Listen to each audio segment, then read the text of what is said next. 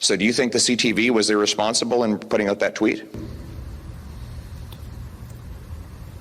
Do you think it was a responsible comment to make in the House of Commons? Sorry, I'm asking, I have already answered that. Do you think CTV was irresponsible to put that tweet out? That's none of my business. That's not for me to comment.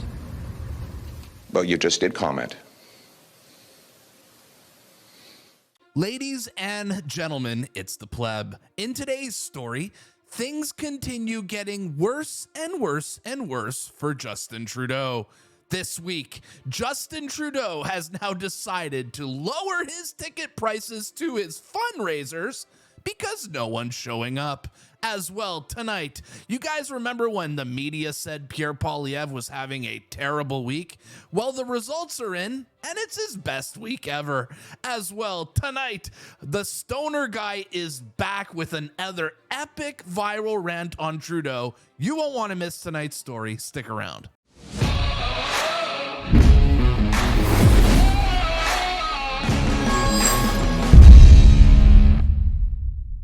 Today's episode has been brought to you by Beaver Bitcoin, Canada's best Bitcoin exchange. Guess which asset is up 134% this year? It's Bitcoin.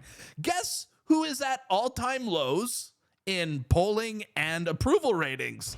Justin Trudeau and the Liberals. You know what? I'm going to join the winning side. I'm going to head over to beaverbitcoin.com, getting myself some more Bitcoin, because you know what? I don't side with losers like the Liberals. Welcome to your Sunday report. We're going to have a really fun one here today because we are going to highlight how out of touch and delusional the liberal corporate media is, as well as liberals in general. Do you guys remember last week when every single headline was coming out talking about Pierre Poilievre's terrible week? Well, guess what? It was actually his best week ever. Once again, showing how delusional the left truly is. Before we get into this footage, though, could I kindly ask you to subscribe if you're not subscribed already? I'm trying to get to 100,000 subscribers. I'm currently at 57,200. If you're not subscribed, smash that button because I want to make the left melt down even harder. Episodes like today are my favorite to make because in today's episode, I'm going to expose to you guys just how wrong and delusional the left truly is. Do you guys remember last week when the media tried to convince everyone that Pierre Poilievre had a terrible week? Yeah, let's bring it back to that clip from last week. This clip came out right after Pierre Poilievre went after the Starbucks barista. What makes this clip so great, though, is that the liberal media is just mad that Pierre Poilievre's not allowing himself to get bullied by them, and they're just pissed off because they're losing their power. Watch this. It will be very hard to sell a leader who is turning out to be an intellectual bully. It's going to be hard to sell a leader who's turning out to be an intellectual bully. Oh boy. Especially one who picks on people who are smaller than him, in the sense that the journalist asking a question is smaller than someone who is the leader of a major party. And I don't know what is being said outside Quebec in the other language, but I was on a panel today, and the words I used associated with Pierre Poilievre, and they are gaining currency, is that he is someone who will lie whenever it suits his purpose. They're gaining currency. How delusional. They're gaining currency. She's so delusional. Last word to you, Andrew. Well, it depends what kind of leader you're looking for. You know, it used to be we looked for leaders, we wanted to look up to them. We wanted leaders, and we looked up to them because they were able to rise above these kind of petty squabbles. This is small and insecure, and it appeals to people who want a leader they don't have to look up to, who's just as small and insecure as they are. That's not the kind I think that most Canadians are looking for. I think they want people who are uniters and not dividers, who are people who are trying to appeal to the best of us and not the worst in us. Oh boy. Now, after every single media outlet came out and bashed Pierre in lockstep, every single one of them, and even this CBC panel trying to convince you that Pierre Poilievre is not worthy of being the next leader of Canada, well, guess what? The numbers are out after Pierre Poilievre's terrible week. Well, don't believe what the mainstream media tells you guys, because look at this data here. It's with great pleasure to announce to you guys that conservatives open up their largest lead yet ever in an Abacus data poll. That's right.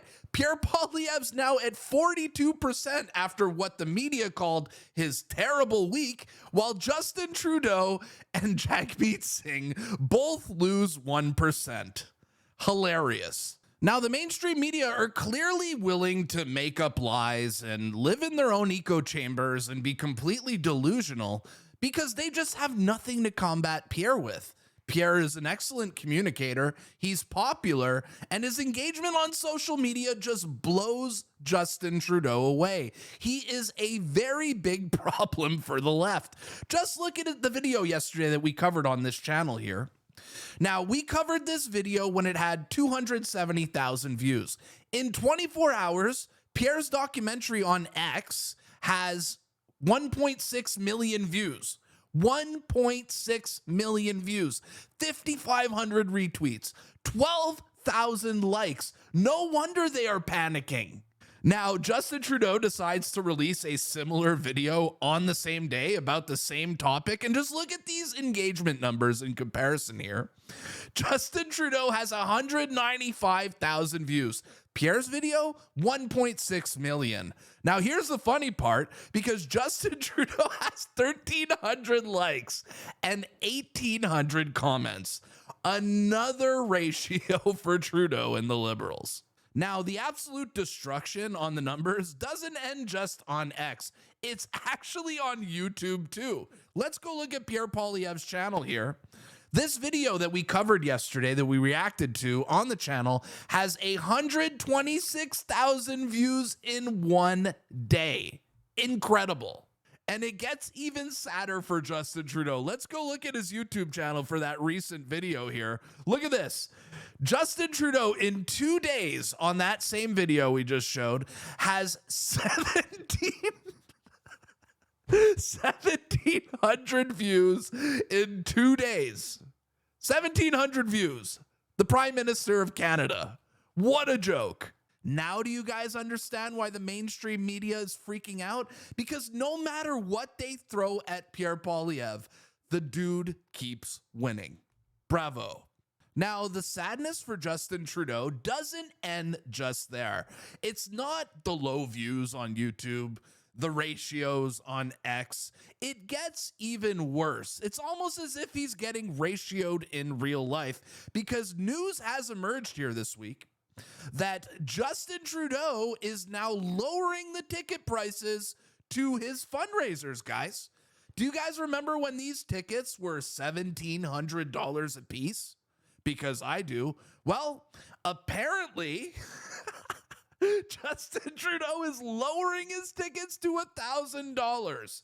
Is it possibly because nobody wants to attend these events, as we've been covering on this channel? Because we have seen it with our own eyes. Not many people show up to these things. In our next story, do you guys remember the stoner guy who came out on my channel a couple of months ago and put out the most epic rant on Justin Trudeau of all time? You guys hit me in the comments, Pleb, this guy's great. Pleb, who is this guy? We love this guy. Well, guess what? He's back with another rant on Trudeau, and it's just as good as the first one. Now, an account by Susie Maguzzi put this video out here, and it has 5,000 likes and 2,300 retweets. But guess what? We were able to actually find this guy, in case you want to follow him. All right, we found the stoner guy on X here. His name is Things I Think When I'm Stoned, at Thinks I Thinks, okay? He has 830 followers. Let's see how many followers we can get him after this video. And he's following 8 accounts, and one of them is me. Absolutely honored. Let's watch it. All right, he's about to rip Trudeau a new one for saying that he stands with Christmas. This should be absolutely great. And that's why on this side of the house, we stand for Christmas. Stand for Christmas? You're the only ones that can afford Christmas. A couple of months ago, your fucking finance minister is telling Canadians to cancel their Disney Plus. You're doling out money because people can't afford fucking groceries, and you're offering people free heat pumps because they can't afford to heat their fucking homes. Food banks are at an all-time high. How merry a fucking Christmas do you think it's going to be? Like, not all the lights on your fucking tree are working, are they? Like, just out of curiosity there, Rudolph, where are you flying off to this Christmas? Will we be paying the price for your pollution to go to Jamaica this year, or maybe some private island instead? Or will you be spending the holidays at home while someone cooks you a turkey dinner in a kitchen packed with $8,000 worth of groceries? Or maybe even a little of both, you know, Christmas at home and fly out to Tofino for the weekend. Merry Christmas. You're so reprehensible that you're probably not even on the naughty list. Like, even Santa wants to pretend you don't exist. He couldn't even be bothered to come by and put a lump of something in your stocking. You could be damn sure it wouldn't be coal because he wouldn't want to destroy the fucking planet, especially not on Christmas. Like, if we could harness the bullshit that you spew and turn it into energy, we could power the world for 100 Christmases yet to come.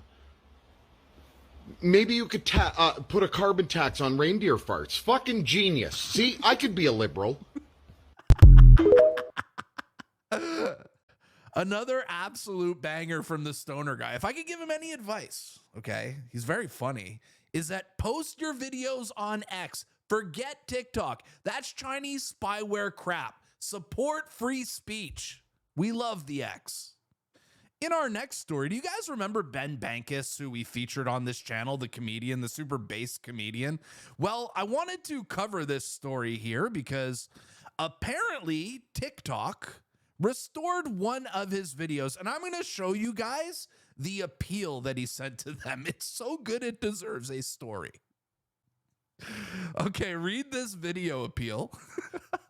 I'm a special needs Palestinian youth and part of the LGBTQ plus community. This video was an expression of my freedom of speech against the occupation and oppression of Jews. I'm Jewish and Chinese.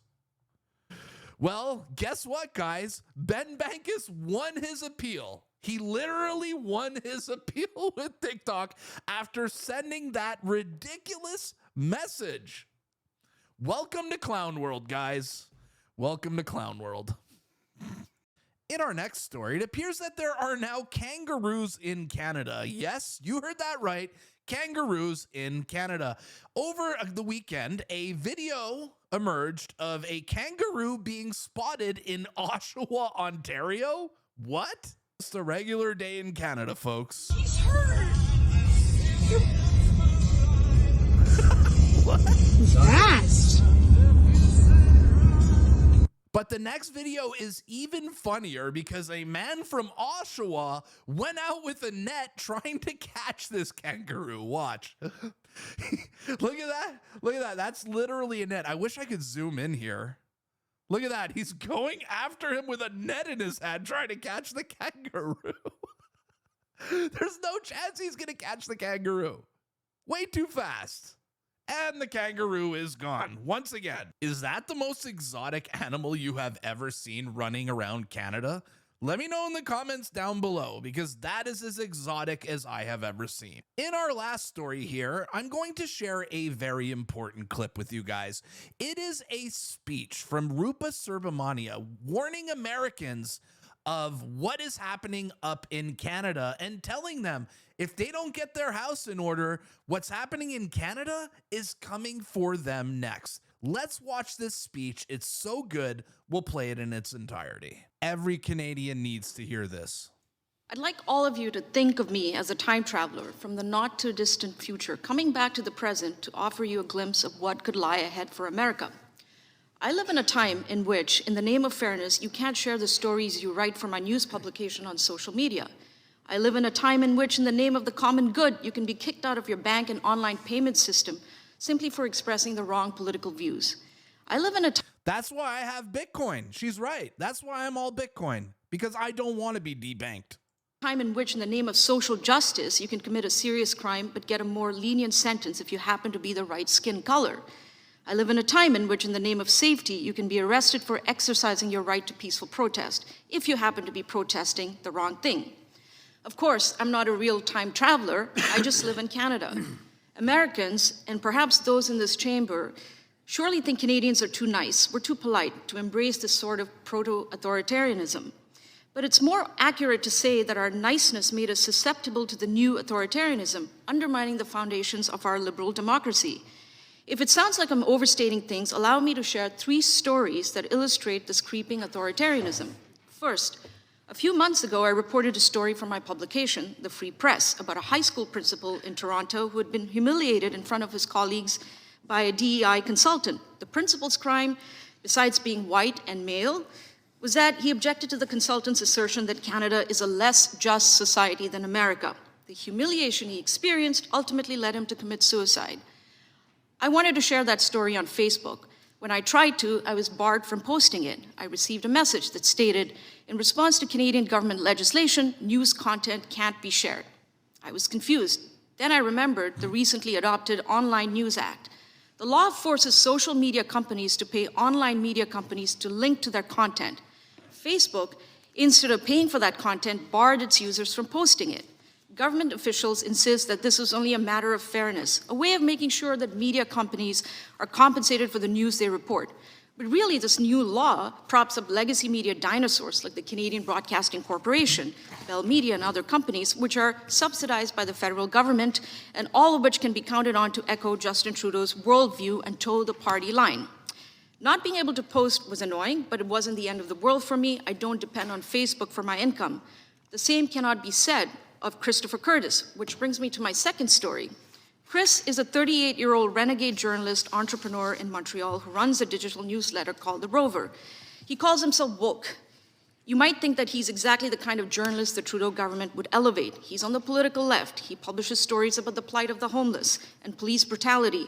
The problem is that, unlike government-funded news companies, independent media companies are truly independent, which means they report stories that don't comport with whatever the government wants them to report. For example, in September 2020, The Rover reported a story on federal mistreatment of Mohawk Indians. This month, it published a story about migrant workers who had been abused and trafficked with the unwitting help of the federal government. But under this new law, The Rover can't build its audience. Unable to post content on Facebook or Instagram, the newsletter can't reach new subscribers. It cannot grow its subscriber base. This is a slow death, says Chris. For now, he's unsure how he's going to support his partner and their 3-year-old daughter.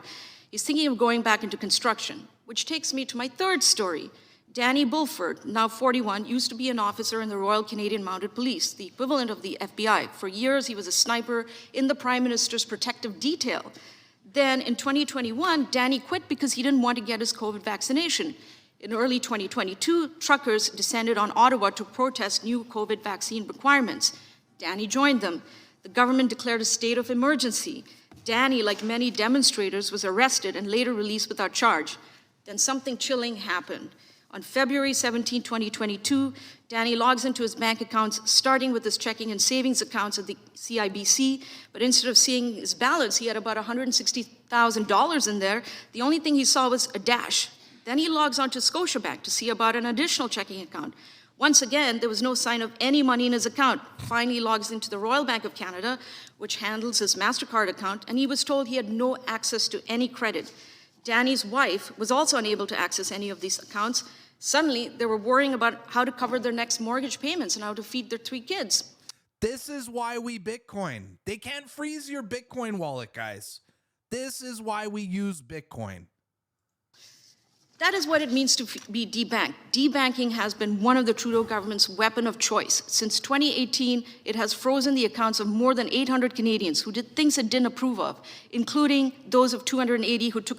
800 Canadians have had their bank's account been debanked, 800 Canadians. And you guys wonder why I'm selling you guys Bitcoin, all right? It's to avoid this. ...part in the truckers' protest, which the government regarded as illegitimate. Soon after, Danny moved his money out of the big banks and into local credit unions, hoping it would be safer there. The worst part of this, Danny told me, is not believing in the country I spent my career serving. It's this feeling that we're being watched, torn apart, made to feel like the much-hated other in our own country. Canada was once a bastion of free expression, but now not so much. Consider that at the same time the government and its corporate allies are curbing the free expression of truckers and journalists, the government is defending the rights of pro-Palestinian demonstrators, many of whom traffic in what can only be called anti-Semitism. Think about that. Vaccine skepticism, not okay. Peddling medieval blood libel legends about Jews, okay. Wow. I'm all for protecting free speech. I'm from the free press. I just want that protection applied fairly. I also want to be clear, these are just a handful of hundreds of stories I could have picked. What is happening in Canada is a gradual suffocation of free expression. It is draped in a cloak of niceness, inclusivity, and justice, but it is regressive, authoritarian, and illiberal. I came here today not simply to warn you about what lies ahead, but to plead with you to do something about it. Now is not the time to be polite. Now is the time to defend loudly the liberties and rights that have given us the greatest freedoms in human history. Across the world right now, governments, in the name of the good, are considering or adopting measures like we have in Canada. Look at Dublin. They're about to enact a draconian hate crime bill that poses a dire threat to free speech. In Paris, President Emmanuel Macron has called for censoring online speech. This is to say nothing of Russia, China, and Iran. America is so exceptional, indispensable, really. Please do not succumb to the same illiberalism, authoritarianism. Please keep fighting for what you know is right. Canada is watching. The world is watching. Thank you. Well said. Thank you. Amazing. Just amazing, and an absolute reality of how dystopian and scary Canada is. Our government will fucking freeze your bank account because they don't like what you say.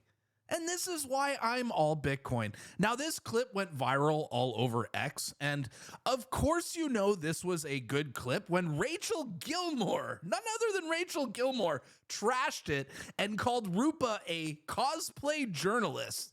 Guess who else she called a cosplay journalist? Me. And you want to know what that's code for? I'm jealous because you are so much more successful than I am. Well done, Rupa.